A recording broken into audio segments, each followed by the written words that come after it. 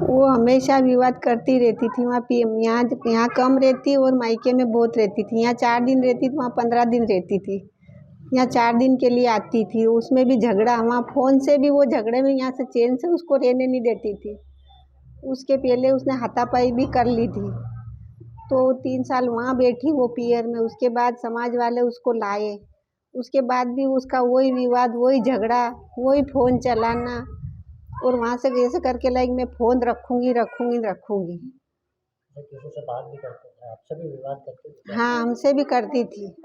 और ये गुड़िया का भी बहुत खार करती थी, क्यों ये पढ़ी लिखी, इसको सब चेट वेट मालूम पड़ती थी, तो बस ये इस पे ज़्यादा वो रखती दाव कि बोली ये तो मेरा मोबाइल देखती है। तो इसको भी उसने मारा था एक बार।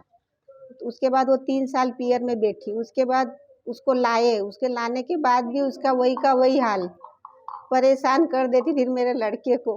हमको कल ये पड़ोसन में रहती है एक, उसने हमको 2:30 बजे उसने उसका फ़ोन आया, बोले कि गोपी गोपी बोले भाभी को कही वो फ़ोन, भाभी चिल्लाई रही फ़ोन में।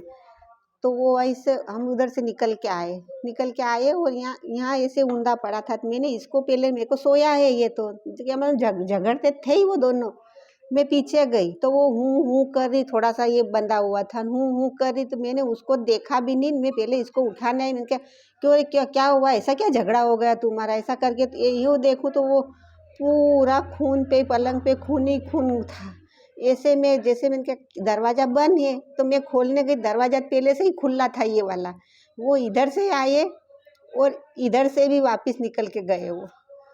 अच्छा, क्या चाहते हैं आप, क्या सज़ा मिलना चाहिए? उसको फांसी की, उनको फांसी की सज़ा मिलनी चाहिए। भाभी का व्यवहार बहुत बुरा था। वो मतलब चिड़-चिड़ करना, सही से बात नहीं करना, ऐसे कि ज़बरदस्ती रखा हुआ है, या मतलब हमें और मम्मी दिखने नहीं चाहिए भैया से, तो उनकी मतलब भैया तो आस-पास होने ही नहीं चाहिए। जब देखो तब भैया से झगड़ा, रूम में जाते थे तो झगड़ा, रूम से बाहर तो वो रूम के अंदर कहते थे कि मेरे को सोने नहीं देते, बाहर जाऊँ मैं सोऊंगी, और फिर अंदर जाके मोबाइल चलाते थे। मेरे को शुरू में 2020 में जब उनके भैया की शादी थी और मैं वहाँ गई थी ना, तब मैंने देखा था, और तब भैया को भी पता चल गया था। कितने समय से फ़ोन करते हैं? कितने सालों कितने से? मेरे को 2020 में पता चला था, उसके पहले से बाद से वो मेरे को नहीं पता, पर 2020 में उनका अफेयर चल रहा था और अभी तक भी चल रहा था। पारिवारिक में हाँ, शादी वगैरह जाती थी, सामाजिक तो ज़रूर मतलब उनका मन होता था तो जाती थी, लेकिन जहाँ पे उनका बॉयफ्रेंड था वो कमलेश, वहाँ पे वो ज़रूर जाती थी। भैया बोले ना बोले वो रेडी होके बाहर आ जाती थी कि शादी में जाना है।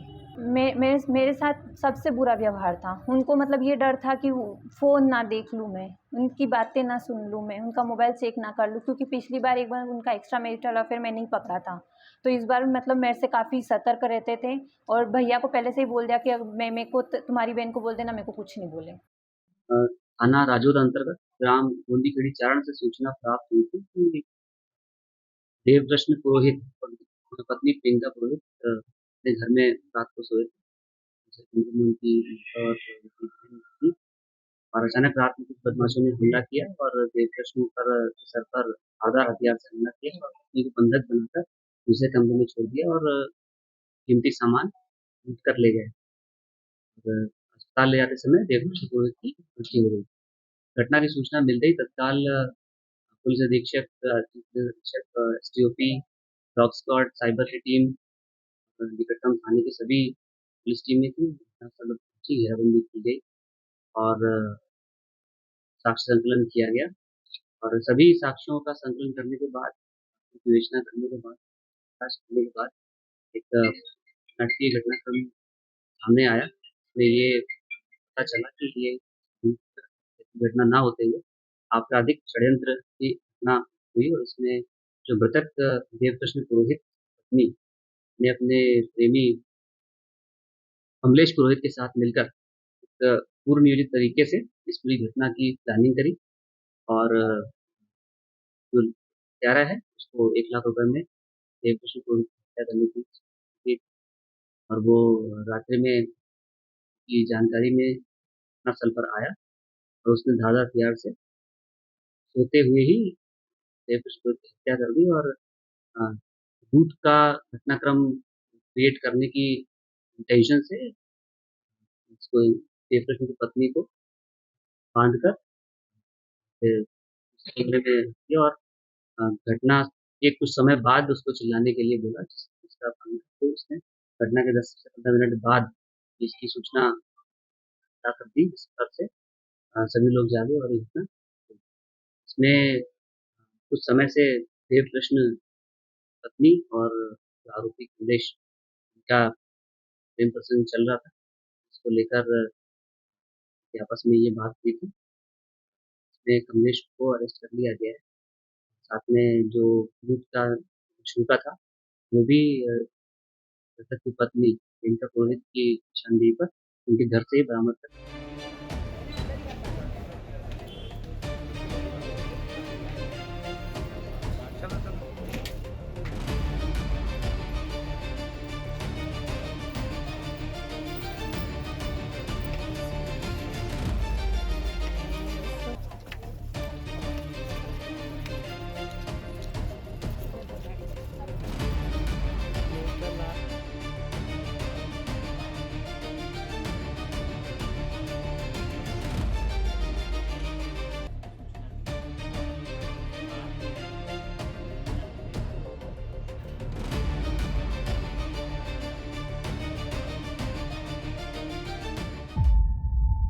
जीरो हमने इन्वेंट किया, हमने बताया दुनिया को, जहां योग है वहां रोग नहीं। सबसे पुरानी सभ्यता है हमारी।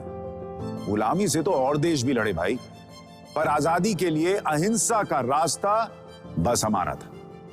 अपने पसीने से जमीन सींचता किसान और घर में घुसकर मारने वाले जवान, बस इसी मिट्टी ने जने।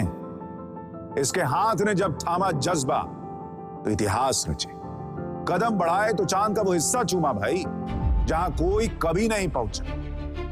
आज पूरी दुनिया में शान से लहरा रहा है तिरंगा, और इसके पीछे है गर्व से भरी अनगिनत कहानियां जो लिखी जा चुकी हैं और लिखी जा रही हैं, जिन्हें मैं सुनाऊंगा राष्ट्रगर्व रोज शाम 6:25 पर।